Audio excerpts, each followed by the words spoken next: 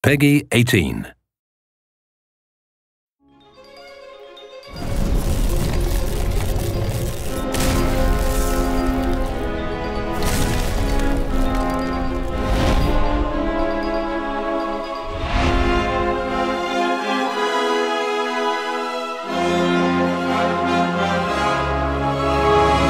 There's this tremendous amount of energy that's going into this project where people get so excited on a day-to-day basis, not only because we're the scope and the size of it, but also because we're crafting a new IP. The opportunity to design a fantasy world, an entirely new fantasy world, is really something I think not a lot of people in this business get to do.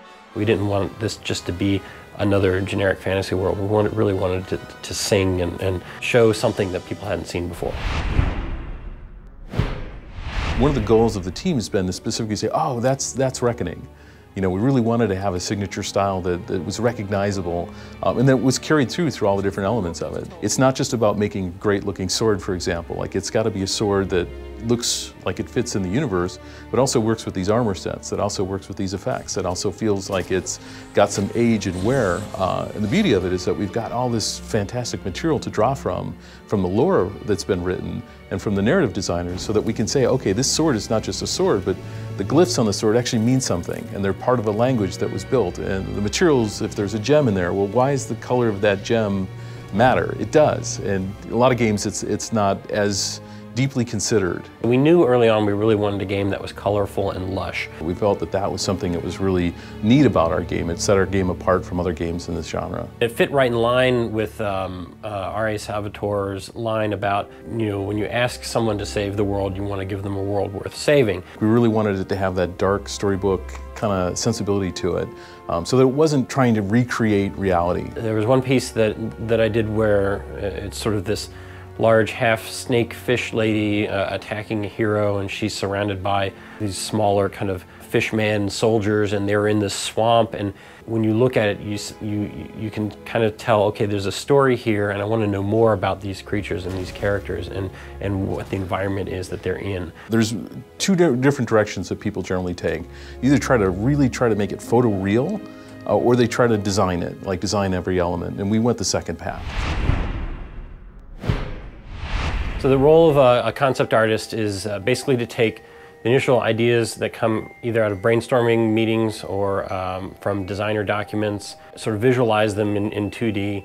A lot of times it can be a lot more schematical, where we're literally doing drawings of characters from different angles so that the modelers can take those and do sort of a one-to-one translation. And other times it's really just sort of a way to inspire the team, and they're more of like look and feel type pieces. As an art director, a lot of what you're doing on a day-to-day basis is working and interfacing with not only the artists on the team, but also the designers and the engineers, and making sure that everything comes together as one cohesive piece. We really try to focus on making sure that when we're creating a piece of concept art, that it serves the goals and that it's sort of speaking to the process, as well as being a great image, right? And so we have to remember that not only are we making great looking images, but there has to be solid design behind it. A lot of it is trying to service the needs of the overall art of the project, but then also really taking a look at the design and what the narrative needs are, what the gameplay needs are at any particular point, and also keeping in mind the technical considerations and constraints of actually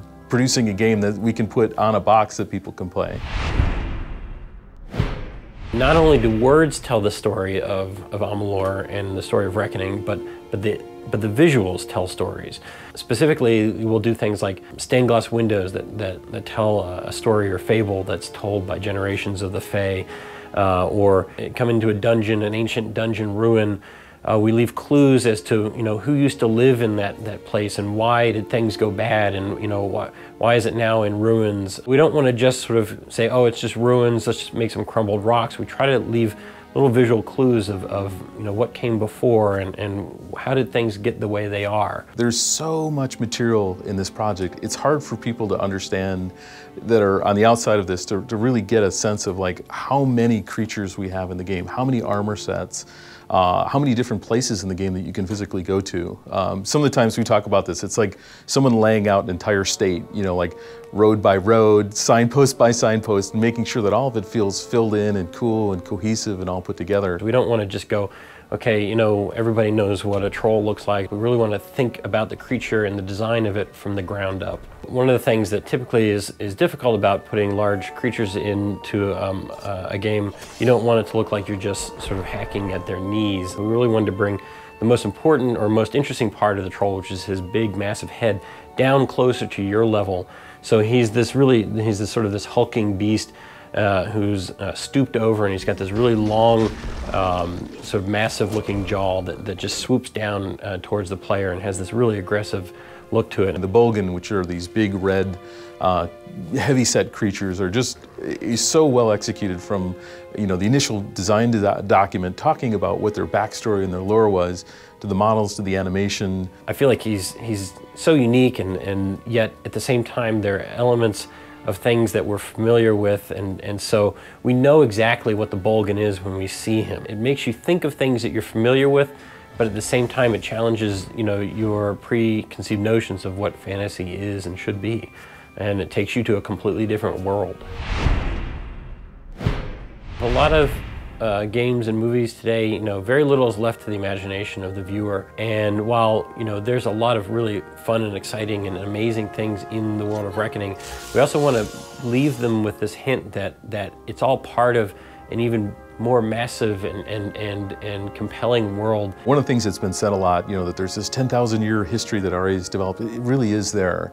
And if you go through and you play the game and you see all the individual bits and pieces and you start to talk to the individual NPCs in the game and read the books that are there, you start to realize, like, wow, they really did try to reference all that stuff. It really is in there to find. While we may not tell everybody everything, it makes people have questions in their mind and say, well, what is this world about? And what's the bigger story? And what else is going on here? Everything was considered. And I hope they walk away with that.